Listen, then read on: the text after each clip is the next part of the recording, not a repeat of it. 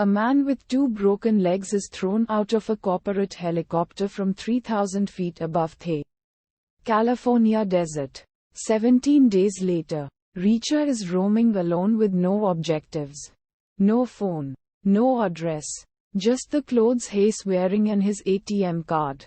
When he sees an anonymous deposit to his bank account, Reacher automatically analyzes the amount. Using his math obsession and investigative skills. Also obsessed with math, Francis Nigeli, previously seen in Without Fail, is the center of $1,030. 00, which Reacher recognizes as their old army code. Thus -30. For urgent help needed. He meets up with Nigeli in California and they discover the death of Calvin Franz, one of 9 members of their elite team of ex-army investigators, who are being hunted down one by one. After getting no reply from anyone else, their suspicions rise and Nigeli convinces him to put the old unit back together. Reacher and Nigeli find that 3 of the other 5 members are missing. While Stan Lowry had a fatal car accident years earlier, they conclude Franz called the others for help with a major problem but left out the remaining 4 that resided too far away to get to him quickly.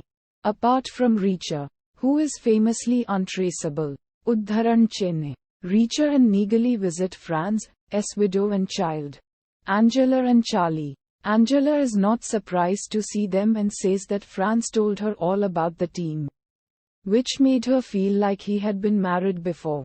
To them, Reacher notes if people were lucky like the team, they became family. But Franz got even luckier with her and Charlie, with Angela replying, but his luck ran out. The visit produces no useful information about Franz's death. But Angela gives them Franz's office keys, which Reacher and Nigeli find gutted and trashed. They realize the perpetrators didn't find what they were looking for and that Franz kept his home life completely separate from his business, leading Franz to mail any dangerous computer data to himself, with triple backup of refreshed computer USB flash drives on rotating days. They find his flash memory sticks in his business post office box and try unsuccessfully to crack the password. More information on the other team members shows that Franz was unlikely to be the one who called for help. Reacher and Nigeli go to former team member Tony Swan's workplace, defense contractor New Age, in search of information, but are sent away with basically nothing by the HR manager, Margaret Berenson, except that Swan had been unemployed by them 3 weeks prior. They meet David O'Donnell at their hotel, confirming 3 of the team are alive. O'Donnell cracks the password to Franz's flash drives and the team reviews a set of bizarre numbers, which they conclude to be scores, and an unfamiliar name, Adrian Mount, with 4 aliases. The trio then go to Swan's home for more clues. Following Reacher and his team is an unmarked car, which they trap to discourage the driver. After roughing him up, they find out the driver is an LA County deputy named Thomas Brandt, but outside of his jurisdiction in Orange County, CA. The team decides to ditch their rental car for a new one and run into Carla Dixon. With 4 of the team now confirmed alive, they proceed to source money, cars and weapons. Except for Reacher, all the team members have moved onward and upward from the military, making Reacher reconsider his drifting.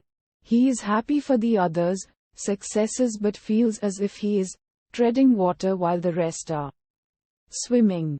Putting aside conflicting reactions at seeing his team again, Reacher focuses on the 3 missing members, Manuel Orozco, George Sanchez and Tony Swan, and which one was in a situation so bad they couldn't handle it on their own and called for help.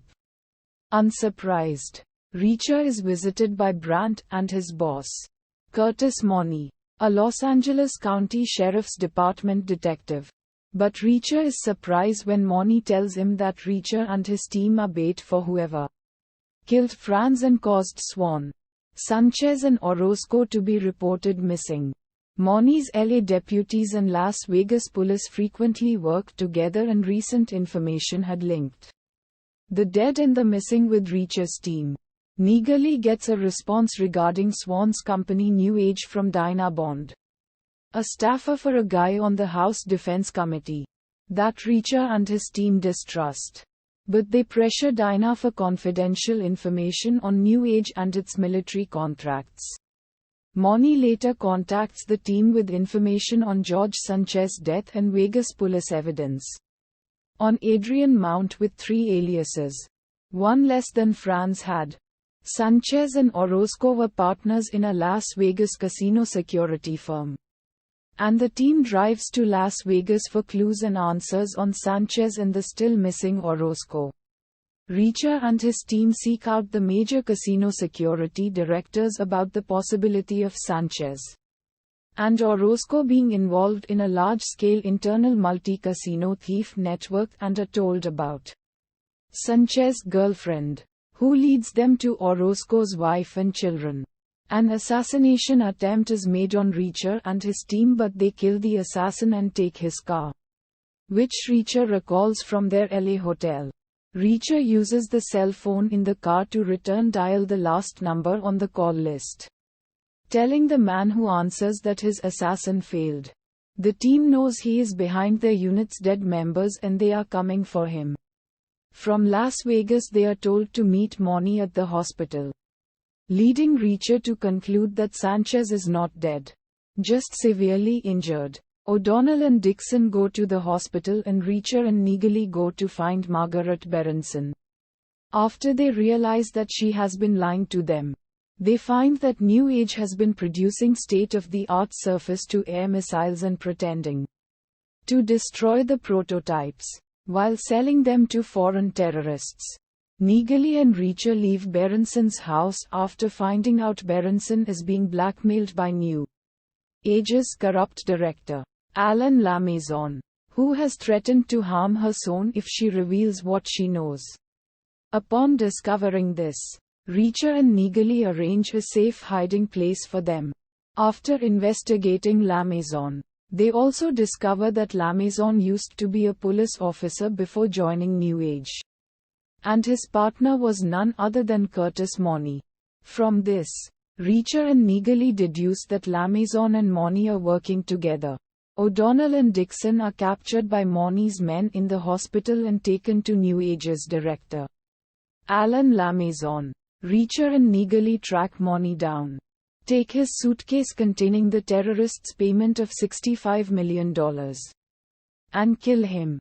At the second New Age complex, Reacher stows away on the same helicopter as Lamazon, where he finds O'Donnell and Dixon tied up and about to be thrown off and killed the same way that Franz, Orozco, Sanchez and Swan were. Reacher confronts Lamazon just in time, kills his assistant and pushes Lamazon out of the helicopter once it is fully 1 mile above ground level.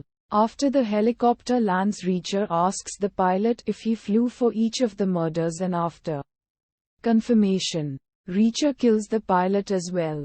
Uddharan Chinne. The last part is the terrorist weapons buyer, who Reacher concludes does not know how to use them.